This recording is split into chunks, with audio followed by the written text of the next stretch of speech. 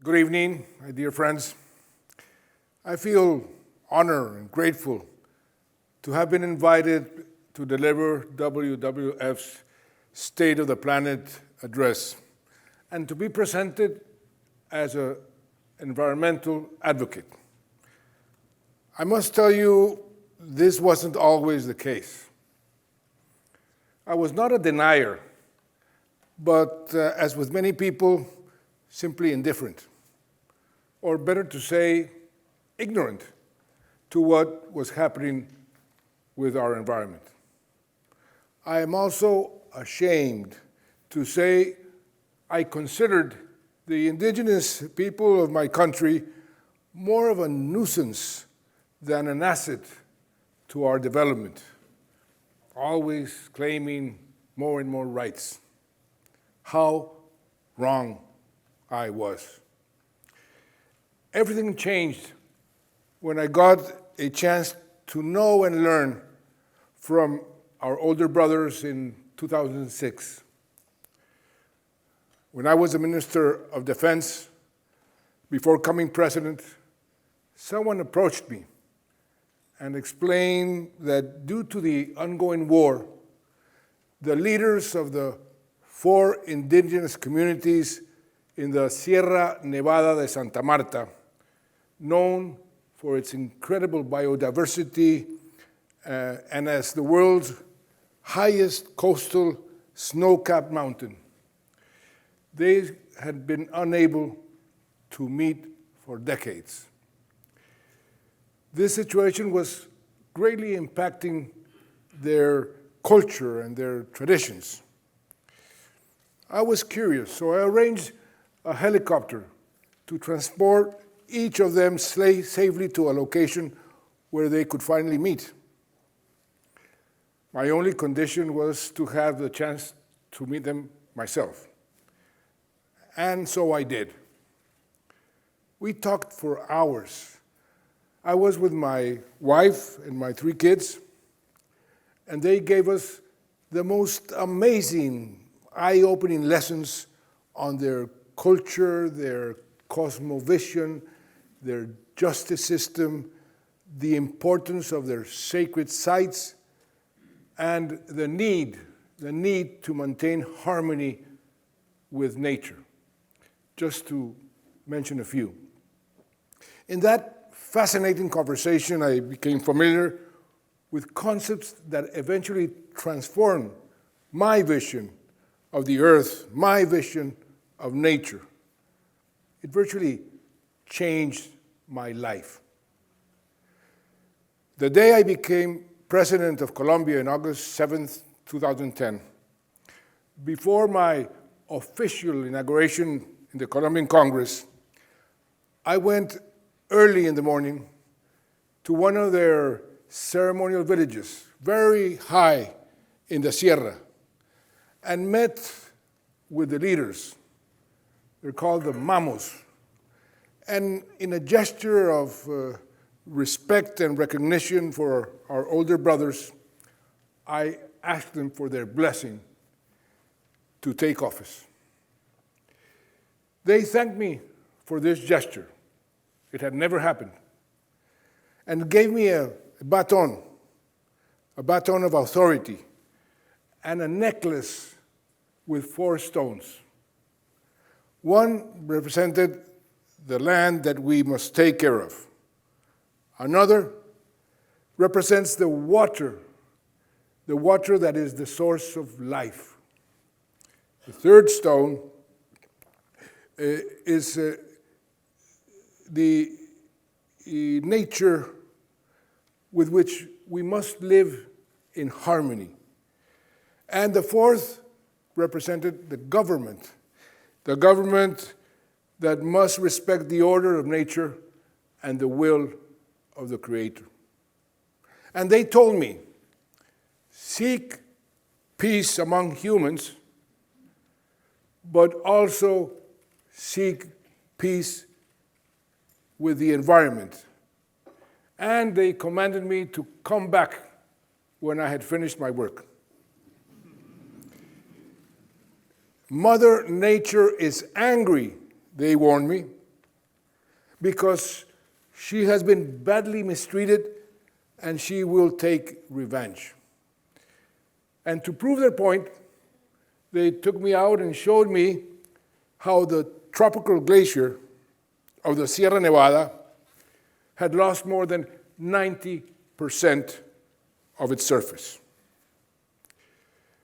And Mother Nature was mad indeed. The most severe Niña phenomenon hit Colombia just a week later, causing the worst national disaster in our history. I had to deal with problems of a flooded nation for practically the first 2 years of my administration. Since we knew nothing about how to handle climate change and its consequences, I invited a group of experts from all around the world, including Al Gore, to give us advice. Vice President Gore gave me an unforgettable lesson about the threat of climate change and about our vulnerability and the consequences of which we were suffering firsthand. My predecessor had not placed much emphasis in environmental matters to the point that he had eliminated the Ministry of the Environment. One of my first steps was to create a new Ministry of the Environment and added Environment and Sustainable Development. But we went much further and also created a comprehensive set of institutions to confront this existential threat. Today, for example, we have an adaptation, risk management, and response system that is perhaps the most comprehensive and effective in Latin America. We also adopted a very aggressive environmental policy. We managed to quadruple our protected areas to over 43 million hectares, the size of Germany or the size of Japan. And just to give one concrete example, we more than tripled the size of the Chiribiquete National Park in the country's Amazon basin, one of the biggest national parks in the world, bigger than Serengeti. And this park was declared by UNESCO as a World Heritage Site, not only natural, but also cultural, because it concentrates the most biodiversity and also hosts the most unexplored rock art. I took Prince Charles, now the King, and a patron of WWF, to this ecological jewel. And I remember him saying, "I have never felt so strong the force of nature." I'm sure Ellie Golden, who will share a message with us tonight, can share her experience visiting the surroundings of this park. She was at a magic place called La Serranía de la Lindosa just a couple of months ago. And that's the same place where I signed Chiribiquete's expansion back in 2018. This great WWF ambassador wrote after her trip, "We cannot survive if we don't protect and restore our forests." How true. During the 8 years of my administration, I went through two fundamental transformations. I went from being a hawk, elected in my first term as a war hero because I had been a very effective Minister of Defense during the war, to becoming a dove and being really elected as a peacemaker seeking a mandate to make peace with the oldest and strongest guerrilla warfare group in the Western Hemisphere. We succeeded and signed an agreement and brought an end to a brutal armed conflict lasting more than 50 years and that left more than 90 million victims. It cost me dearly. I was accused of being a traitor. Making peace, believe it or not, is much more difficult than making war. I had to swim against the current many times and take very difficult and unpopular decisions. But it's what leaders must do. And today, more than ever, but with much more courage, much more determination than we have seen so far, if they want to halt and reverse global warming and save our planet. The other no less dramatic transformation was becoming a green activist and working very hard to achieve peace and reconciliation with nature. Colombia, as you know, is the second most biodiverse country in the world and the first per square kilometer. More than half of our territory is covered by forests. We are number one in species of birds, with 20% of the world's species, as well as number one in orchids, number two in plants, amphibians, butterflies, freshwater fish, number three in reptiles and palms. And because of our extraordinary biodiversity and our unique, very unique coastal, marine, and mountain ecosystems, we are also one of the most vulnerable countries to climate change and biodiversity loss. These two transformations, as the Mamos told me, had and have a very strong connection because protecting nature is fundamental to maintaining peace in the world. This is what the Security Council in the UN has not understood or refuses to accept, unfortunately.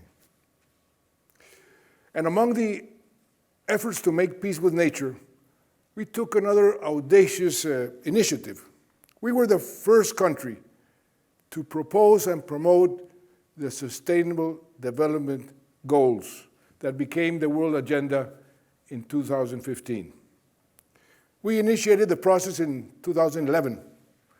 Two highly talented young women proposed the concept of replacing the Millennium Goals with new goals that incorporated the environmental dimension and that forced and made the rich countries also responsible.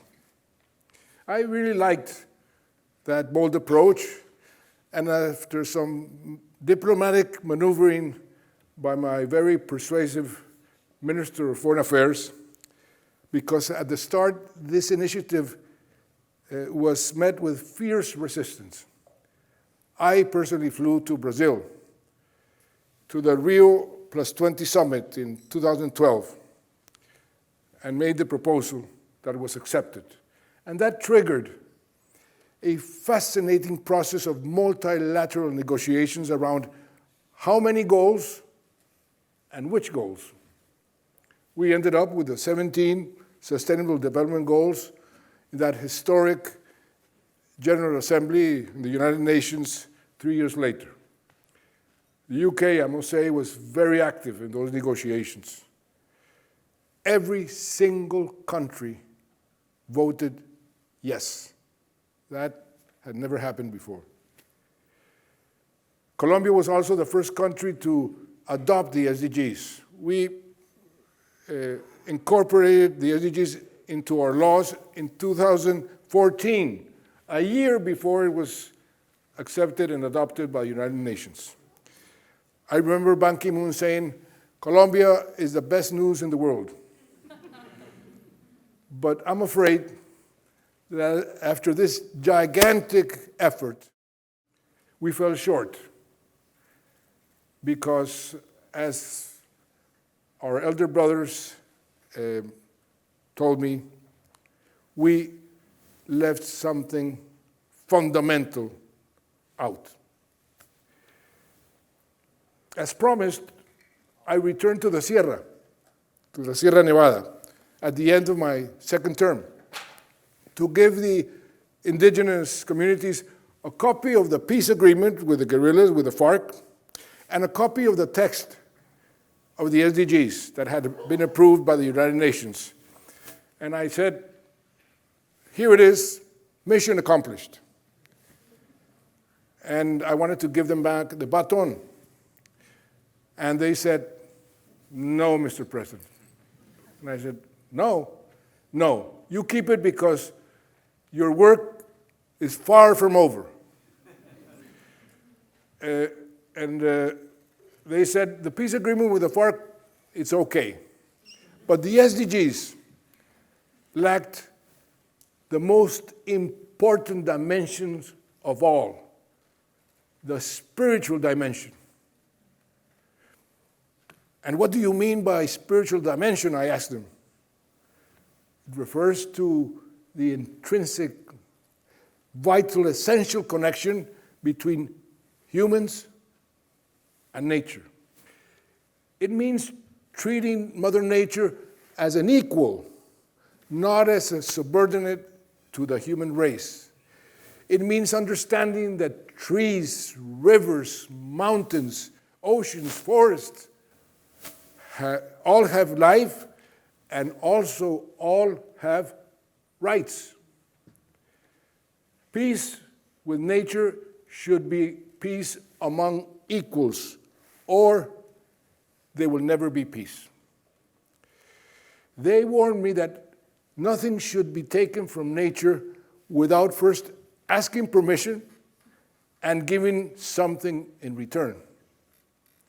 And it is because we have been violating these elemental basic rules for so long that we are in a path to the abyss. And climate change is the proof. And unfortunately, despite all the warnings from the scientific communities and from our elder brothers, mankind continues to treat nature as a second-grade citizen.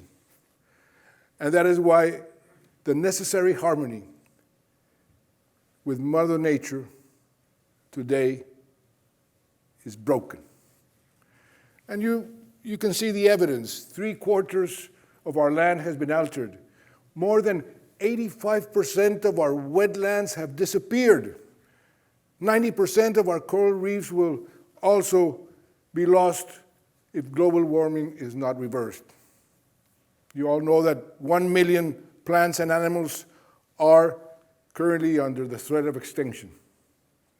Here in the UK, I know that you are great bird watchers because you go a lot to Colombia. But an astonishing 38 million birds have vanished from the skies of the UK over the last 5 decades. More than a third of the world's remaining glaciers, 6 of them in my country out of 13 we had 100 years ago, will melt before the end of the century, even if we significantly curb emissions in the coming decades. Forests, as Tanya was saying, are being destroyed at an alarming rate. We lose a football field of forest every 2 seconds. Every 2 seconds. Congo and the Amazon, the 2 largest tropical forests, are very close to their tipping point. Last year, 6.6 million hectares of forest were lost. And as Tanya also said, we are off track in the path to stop deforestation by 2030. And this is happening, unfortunately, with most of the SDGs. That is why we must double down. We must double down or we will perish. As simple and as dramatic as that. In my own country, deforestation has grown at a very worrisome rate. Roughly 3 million hectares of forests have been lost to this day. And at the same time, violence against those trying to protect the environment has also reached alarming levels. I am ashamed to say that Colombia, my beloved country, is number one in assassinations of environmental defenders. So, my dear friends, we have no choice but to improve and stabilize our relationship with nature. It is now clear that biodiversity loss and climate change cannot be addressed separately. In countries like mine, preserving the forest turns out to be more net effective and as important as cutting emissions from fossil fuels. This year's climate change conference in Dubai is of utmost importance because we cannot keep postponing decisions that are crucial to the survival of humanity. And what great achievement in this COP28 would be to merge biodiversity and climate change and start working together with common policies. And it is also quite worrisome and disappointing to witness how this country, the UK, this great country that I also admire very much because I lived here for 10 years, has been a country that is at the forefront of the war to make peace with the environment, but now it is backtracking in its commitments. And unfortunately, other important countries are also rolling back. France, Germany, United States, to mention a few. And the resurgence of conflict in the world is also having a direct impact on the environment. Wars are not the extension of politics, as that very popular and quoted Prussian military strategist von Clausewitz said. Wars are the failure of politics. It's very sad to see the Security Council yesterday, the day before yesterday, today, failing to act again. They have not been able to agree even to call for a ceasefire or at least a pause to stop the bloodshed. And it is not only the horrendous human toll, but the impact on the natural world that wars have. That is why peace among humans and peace with nature go hand in hand. Russia's invasion of Ukraine has inflicted environmental damage that is more than four times the amount that the Green Climate Fund holds today. The first year of the conflict in Ukraine is estimated to have produced the same amount of carbon emission that Belgium produces in a whole year. The government of Ukraine, I must say, is to be commended for the good work it's doing to document the crimes against the environment, and even when the conflict is still going on. They have engaged civil society, they have used some very innovative apps to gather evidence of attacks against the environment. And the Prosecutor General is investigating 14 cases of ecocide, which is now encoded in Ukraine's national law. And Ukraine is committed, as well as we all should be, to ensuring that the environment is no longer seen as a silent victim of conflict and of wars. Not to mention Gaza, whose full extent of the damage, the environmental damage, will only become apparent over time. But, my dear friends, I believe that there is still hope. Thanks to institutions like WWF, we can still make things right. Many good things are happening in terms of conservation. Indonesia and Brazil, in both countries, deforestation is falling for the first time in years. The populations of tigers in India or of jaguars in Bolivia are again growing. And there are many other examples.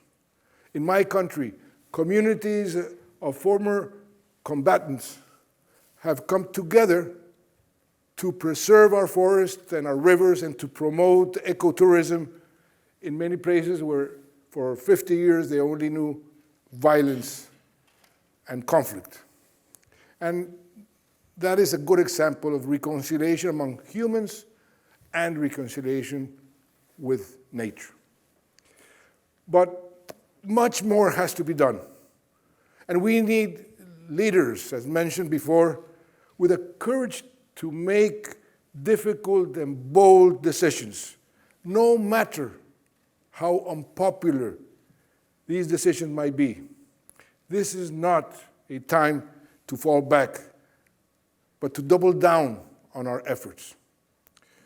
The international community must help the most vulnerable countries to strengthen their resilience. This starts with the developed countries delivering on their climate finance promises, including a doubling of adaptation by 2025, 2 years from now. And multilateral institutions must dramatically increase their financial capacity. We need much tougher policy actions. We must redouble our efforts, not only in mitigation and adaptation, but in nature-positive solutions, including conserving high-integrity forests, peatlands, coral reefs, and other ecosystems that provide humanity with clean air and clean water. We need to go beyond the global goal of conserving and protecting at least 30% of the planet by 2030, the so-called 30 times 30 target. We need ambitious, integrated action combining conservation and restoration efforts. And we need to transform our food system. I was discussing that with the Sainsbury chairman, who I think is here. This is also crucial. We must change how we grow our food, and even we must change what we eat. We must go beyond conservation efforts alone if we are to turn the tide of biodiversity by 2050. So, just as I changed from being indifferent to being an environmental activist, my hope is that everyone else can change too. Because we all live in our common house, as Pope Francis has reminded us so many times. I encourage everybody, every one of you, to become an environmental activist, a planetary guardians. We have a huge debt to pay with the coming generations, with our children and our grandchildren, and we must pay it. Our common house is on fire, so we must act here and now with no hesitation. And I call on world leaders to put life above political ambitions, to rekindle our shared humanity, to seek a better world for everyone. After all, if humans continue to clash over borders, races, beliefs, and egos, and to destroy nature in that path, there will be no planet left for anyone. Let us make peace among humans, and let us come together and make peace with nature. Thank you.